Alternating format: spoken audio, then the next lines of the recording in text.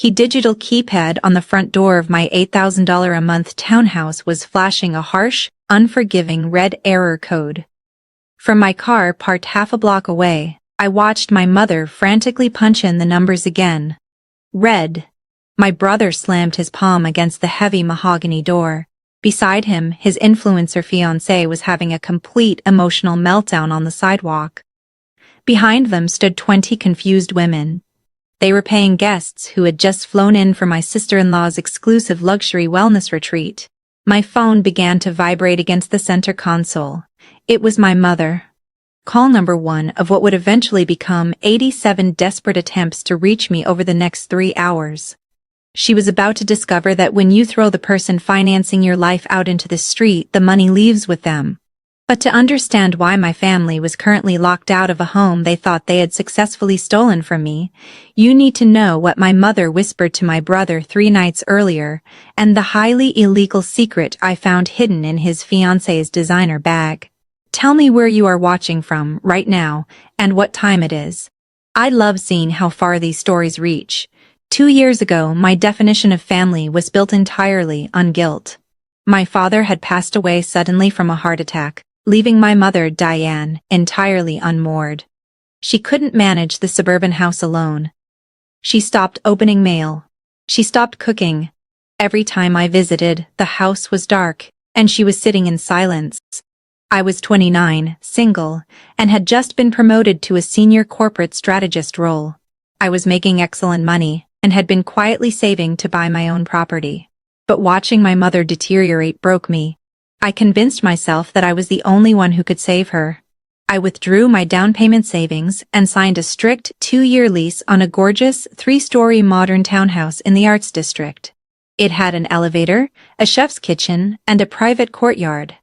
It was close to her doctors, her friends, and the city parks. I moved her in. I paid the exorbitant rent. I paid for the utilities, the groceries, and her weekly therapy sessions. I was the sole leaseholder, and every single financial liability rested entirely on my shoulders. At first, she was grateful, but gratitude has a funny way of curdling into entitlement when it isn't checked. As my mother recovered, she began treating the townhouse less like a sanctuary I was providing, and more like her personal kingdom where I was just the hired help. My younger brother Julian only accelerated this. Julian was 30. Incredibly handsome, and perpetually one step away from becoming a millionaire. He bounced from crypto trading to dropshipping to life coaching. He never had a steady paycheck, but my mother treated him like a temporarily embarrassed billionaire. I was just the workhorse. Julian was the visionary. 6 months ago, Julian proposed to Chloe, a woman whose entire personality was curated for social media. She posted aesthetics, manifestation quotes, and expensive lattes. When they started wedding planning, they realized they couldn't afford a venue. So, my mother invited them to move into the townhouse temporarily to save money. I didn't love the idea, but I agreed to a 3-month stay. That was my first mistake. The warning signs started almost immediately. I came home from a 50-hour workweek to find my expensive home office completely rearranged. My monitors were shoved into a corner, and a massive ring light was set up in front of the window. When I asked what was going on, Chloe didn't even look up from her phone. "The natural light in here is just so high vibrational," she said. "I'm shooting my morning routines here now. Just work from your bedroom, Elena. Your spreadsheets don't need good lighting." I looked at my mother for support. Diane just shrugged. "She's building a brand, Elena. Don't be so rigid." 2 weeks later, a mysterious $30,000 charge appeared on my secondary credit card, the one I gave my mother for medical emergencies. When I confronted her, Julian answered for her. "It's an investment," he said smoothly. Chloe needed a custom floral wall for her content. "We used the card because it's tied to the house. You'll make it back in the value she brings to the space." I was furious. I canceled the card entirely. That was the moment the atmosphere in the house shifted. They realized I wasn't just a bottomless wallet, I had a limit. And instead of respecting that limit, they decided to remove me from the equation entirely. The real betrayal began to unfold on a Tuesday. I was looking for a pen in the kitchen when I bumped into Chloe's open designer tote bag on the island. A stack of glossy, heavy cardstock brochures spilled out onto the marble counter. I picked one up. The bold text read, "The Chloe and Julian Mastermind, an exclusive weekend of wealth and wellness." Beneath that, it listed the location, our private downtown estate. I scanned the details. They were selling 20 tickets to aspiring influencers for $2,000 each. A $40,000 payday. The itinerary included a poolside mixer, catered dinners, and financial workshops hosted by Julian. They were turning my leased home into an unpermitted commercial event space. My heart started pounding. I knew my lease front to back. There was a zero-tolerance commercial use clause. If the property management caught wind of this, not only would I be evicted on my record, but I could be sued for liability and damages. I took out my phone and took photos of every page of the brochure, then carefully put them back into her bag. That night, I stood in the darkened hallway, listening to the murmur of voices coming from the living room. It was my mother and Julian. "She's going to ruin the launch," Julian was saying. "Elena is too paranoid. If she's here this weekend, she'll shut the whole thing down." "I'll handle your sister," my mother replied smoothly. "We'll tell her at dinner on Thursday. She'll be upset, but she won't make a scene. Elena doesn't have a backbone when it comes to family. She'll move into a hotel and she'll keep paying the rent because she thinks it's her duty." I stopped breathing.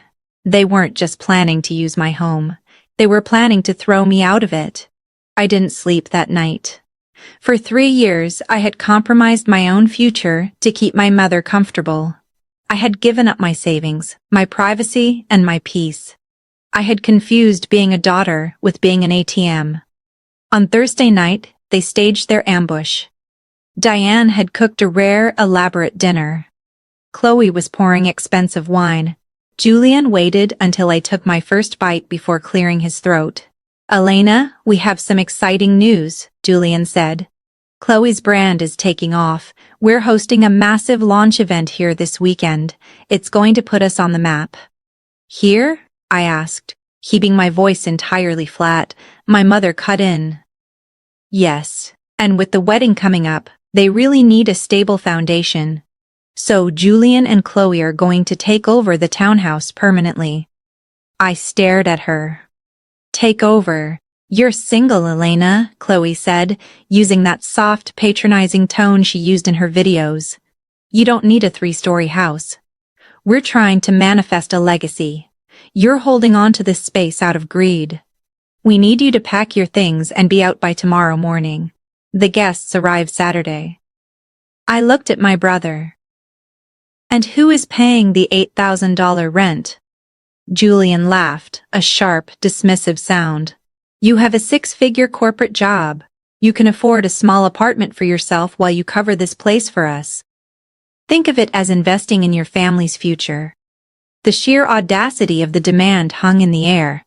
They wanted me out in 12 hours, but they wanted my bank account to stay forever. "I'm the only name on the lease," I said quietly. My mother slammed her hand on the table. "Stop weaponizing paperwork, Elena. I am your mother. Julian is your brother. You have suffocated his potential for years with your superiority complex. You will leave tomorrow and you will pay the rent or I will never speak to you again." For a long time, I just looked at them. If I screamed, I was playing their game. If I cried, I gave them the satisfaction of calling me unstable. I suddenly felt a profound, crystal-clear sense of calm. They had already made their decision about what I meant to them. I was no longer a person, I was a utility. And you don't argue with utilities, you just shut them off. I folded my cloth napkin, placed it neatly beside my plate, and stood up. "I understand," I said. My mother smiled, mistaking my quietness for submission. "Good, leave the coffee machine. Chloe needs it for the catering." I walked upstairs, locked my door, and pulled out my lease agreement. Clause 22, Early Termination. The contract allowed me to execute an immediate, 24-hour lease surrender. I had to pay a penalty equal to 2 months' rent, $16,000, and hand over vacant possession of my belongings. If I did that, the lease was voided. All access was revoked. $16,000 was a painful hit. But it was vastly cheaper than paying $96,000 a year to house the people who just discarded me. At 1 a.m., I drafted an urgent email to the property manager. I included the photos of Chloe's commercial brochures, proving they were about to run an illegal business on the premises. I told management I was executing the early surrender clause immediately to protect the property. By 7 a.m. Friday, the property director called me. She was horrified by the brochures and accepted my termination on the spot. My family left the house at 9 a.m. for a full day of spa treatments and event prep. The second their car turned the corner, my movers arrived. I didn't touch a single thing that belonged to them. I took my clothes, my office equipment, my electronics, and the expensive furniture I had purchased. I left my mother's bed, Julian's gaming setup, and Chloe's floral wall. By 2 p.m., my belongings were sitting in a pristine, reasonably priced one-bedroom apartment I had leased closer to my office. At 3 p.m., I met the property manager at the townhouse. I handed over the keys. I paid the termination fee. She opened her tablet, pulled up the building's security software, and deactivated every single digital entry code tied to the unit. The property was legally surrendered. It was no longer mine. And it was definitely no longer theirs. On Saturday afternoon at 1 p.m., the mastermind was scheduled to begin. I was sitting in my new living room drinking tea when the show started. Through the security app still pinging my phone, I watched the notifications roll in. Failed entry attempt, front door. Failed entry attempt, garage. Failed entry attempt, courtyard. Then, the phone calls started. Call 1 came from my mother. I let it ring. Call 2 came from Julian. Call 3 came from Chloe. By call 14, the voicemails shifted from demanding to panicked. Elena, the door is jammed. Fix the app right now, my guests are arriving. Chloe shrieked into my voicemail. At call 42, Julian was screaming. Unlock this door right now or I am calling the police. You are ruining my business. I didn't answer. I just listened to the voicemails as they came in, feeling lighter than I had in years. At call 87, my mother left a message. Her voice was trembling, stripped of all the arrogance she had worn at the dinner table. Elena. Please. The management company is here. They're telling us the lease is cancelled. They won't let us inside. Chloe's clients are demanding refunds. Please, where are you? I finally picked up my phone. I didn't call them back. I sent one group text message to all 3 of them. I attached the signed lease surrender document. I attached the building's commercial use violation warning. You demanded I leave the property. I complied. The lease is terminated and my financial support ends today. You can contact management to schedule a time to retrieve your belongings. Do not contact me again. I blocked their numbers, set my phone on the counter, and breathed in the quiet of my own home. The fallout was spectacular, and I didn't have to lift another finger to cause it. Because they couldn't host the mastermind, Chloe had to refund $40,000 she had already spent on designer clothes and staging. Her 20 influencer guests took to social media, publicly exposing her as a fraud who didn't even own the home she was flexing online. Her brand vanished overnight. She broke off the engagement and moved out of state 3 weeks later. Julian, left with massive debts and no fiancé, begged my mother for money. But my mother had no money. Without my income, she couldn't qualify for another luxury rental.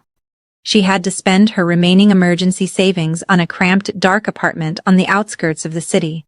Julian had to take a minimum wage retail job just to help her cover the groceries. 4 months later, my mother found my office number and called me. She cried. She told me she was sorry. She told me she missed her daughter. But then, right before hanging up, she asked if I could just co-sign a small loan for Julian's new business idea. He's really struggling, Elena. Family is supposed to help family. I smiled into the phone. I'm sorry, I said softly. But you evicted your family. You only have yourself now. I hung up. I didn't win by watching them fall. I won by walking away from the ledge they were trying